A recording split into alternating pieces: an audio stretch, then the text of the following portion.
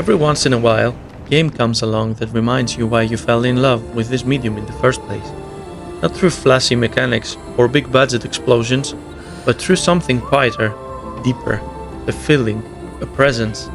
Not for the game mechanics, not for the graphics, but for the feeling it leaves behind. Clair Obscur Expedition 33 is that kind of game. A game that doesn't just tell its story, it paints one, breathes one brushstroke at a time. From the very first moments, I realized I wasn't just playing, I was feeling. This game isn't loud, it doesn't scream for attention, it whispers. And if you're willing to slow down and listen, it says something powerful. It reminded me why I fell in love with games in the first place, not for the spectacle, but for the way a story, a world, and a character can reach you. It's been a long time since I've experienced that. It's not just about stunning visuals or combat systems, or cool characters, though Expedition 33 has all of that in its own unique way. It's something deeper, something that lingers, something that reminds you that games, at their best, are art. This is a game that didn't shout for attention, it didn't rely on flashy marketing or recycled formulas, it simply arrived, quietly, elegantly, and for those of us who played it, it left something behind. I've played hundreds of games in my life, and in my 30s I don't play to escape anymore. I play to feel, to remember, to reflect. Clair Obscur didn't ask for attention, it earned it, through poetry, through mystery, through emotion not shoved in your face, but gently whispered to your heart. It's not just a game, it's a response to years of sameness, of corporate design, of soulless releases.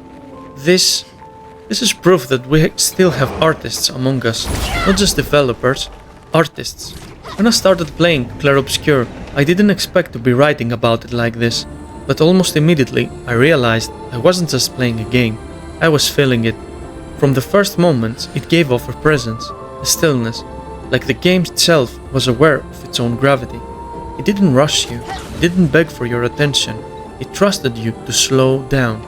And honestly, in a gaming landscape filled with overstimulation, constant grinding, and systems upon systems, it felt like someone finally said, "Hey, let's take a breath." It reminded me why I love this medium, not because it distracts me from the real world, but because sometimes it reflects it, and helps me understand my place within it. There's something else Clair Obscur evokes, a power dynamic we haven't felt this intensely since Final Fantasy VII. You feel the weight of legacy, the shadow of destiny, and that haunting dance between predator and prey, savior and victim, hero and god. It brought me back to that triangle of Cloud, Sephiroth and Aerith, that imbalance, the beauty, the fear. And just like in that classic, Clair Obscur doesn't rely on tropes, it reshapes them, quietly, boldly, without ever losing its elegance. There was something hauntingly familiar about the tension in the story, the dynamic between characters, the weight of fate and power, that same push and pull between destiny, destruction and innocence, that balance of beauty and cruelty. But Clair Obscur isn't copying it, no, it's echoing it, reimagining through its own voice, its own pain, and its own truth. The result is something that feels classic and completely new at the same time. We waited a long time for something like this, not just this game, but this feeling. Because, let's be honest, the industry has felt a little lost lately. So many games feel just the same, loud, predictable and empty. And then Clair Obscur arrived, with no noise, no gimmicks, just soul. It reminded me why I still care, why this medium still matters to me. Because games like this, they don't just entertain, they restore, they bring back the spark, not just in players, but in creators too. Let's be honest, a lot of us have felt disappointed with games in recent years. Too many reboots, too many half-finished promises, too much focus on monetization, and not enough focus on meaning. Clair Obscur is a breath of fresh air. It's not trying to sell you hundreds of hours of content, it's not trying to trap you in systems. It just wants to tell a story, one that resonates, one that touches something real. And honestly, that gives me hope. It's a reminder that somewhere out there are still teams we care, who want to move you, not manipulate you. It's been a long time since I felt that in a new game, and this one gave it back to me. This is a spoiler-free reflection, so I won't tell you what happens, not in plot, not in detail, but I'll tell you what I learned. I felt the weight of decisions I didn't make. I felt the tenderness of fleeting beauty. I felt powerless, and then I felt peace. Clair Obscur taught me that some battles aren't meant to be won. They are meant to be witnessed, felt, carried, remembered.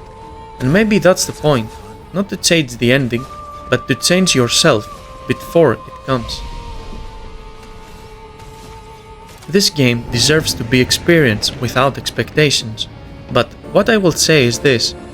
Clair Obscur taught me that some battles are not about winning, some stories are not about control, and some moments, especially the quiet ones, are where the real transformation happens. It made me think about the power of stillness, about choosing kindness in a cruel world, about the strength it takes to stand in the storm, not become it. And it reminded me that even in a world full of despair, art still has the power to heal. Up until now, I have played games that shaped me, but Clair Obscur is one I will carry, because it reminded me, you don't need hundreds of hours, you don't need endless choices, you just need a message, wrapped in beauty, told with conviction, and delivered with love. It showed me that vulnerability can be power, that silence can be resistance, that endings can be beginnings, and that no matter how dark the world becomes, there is always a light flickering in the distance, waiting for someone brave enough to walk towards it. I don't just play games for escaping.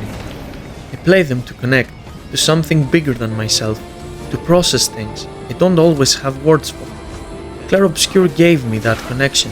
It reminded me that you don't need a massive open world or hundreds of hours to leave an impact. You just need intention, honesty, and an open heart. This game stayed with me, and I think it will stay with others too, for many years to come. So, what did I learn from Clair Obscur Expedition 33? That art is still alive in gaming, that emotion still has a place. Even in a fractured, noisy world, something beautiful can still be born in silence. That there's still beauty in this medium, still vulnerability, still hope. That even in a world that feels overwhelming, disconnected and commercial, something pure can still be made. Something that reminds us that we're not alone in the way we feel. To the developers, thank you. And to you, watching or listening, what did you take from this journey? Let's talk in the comments, because maybe, just maybe, that's the real magic behind a game like this. It helps us feel connected again. This is That Ambient Gamer, and this is what I learned. Take care of yourselves.